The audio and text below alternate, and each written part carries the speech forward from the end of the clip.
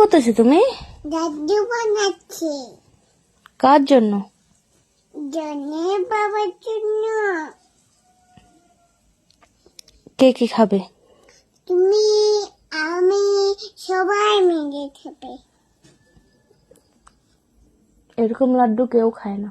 খাই তো, কে খায়? জনের বাবা খাবে। তা কে খাবে? জনের বাবা খাবে। গণেশ বাবা? হুম।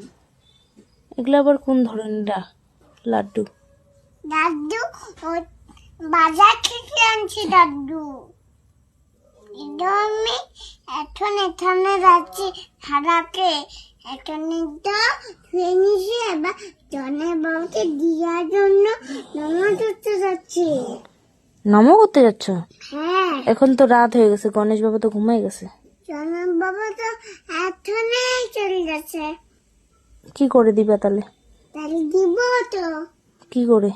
তাহলে ওদিকে জনের বাবা আছে, তাহলে ওদিকে জনের বাবা দিয়ে। মাথাটা ওরকম কিরকম করে রে? মা, এবার এখানে দাদু হুম। দেখছো মা, এই দাদুটা আমি অর্ধেক করে ছিঁড়ে নিয়ে আমি এখন ধরে দৌড় চলছি। আর আমি তুমি কোথায় শিখছো এরকম করে বানাইতে? একটু করে আমি বান্ধব কাছে শিখছি।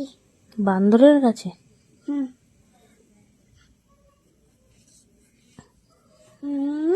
দাদু হয়ে গেছে।